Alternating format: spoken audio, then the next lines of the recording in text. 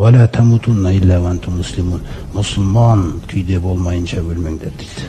Міне, сондықтан ең қорқынышты нәрсе, мұсылман үшін қорқатын нәрсе, сол қай күйде өлем деген нәрсе де бұл. Қай күйде өлем деген.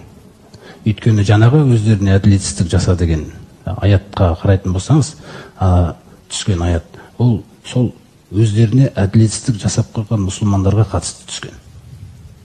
Пайғамбарымыздың бір бұйрықтарын орындамай, Алла Тағаладан келген бір бұйрықты орындамай, сол күйде өліп кеткен кезінде фима кунтун деп түскен періштелер өздеріне әділетсіздік жасағандарға қай халде болдыңдар деп, күнна мустадафина, біз әлсіз едік, намаз оқымаған едім мен, адамдардан ұялған едім, адамдардан сөйткен едім, ораза ұстайын десем жұмыстан шығарып жіберейін деген мені, тағы да басқа нәрселер, күй, сен қай күйде болдың деп сұрайды екен Алла Тағала.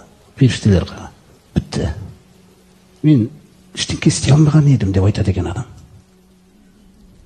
Қараңыз, сонда басқа жерге барып істемедің ба дейді оған, басқа жұмысқа кірмедің ба сен?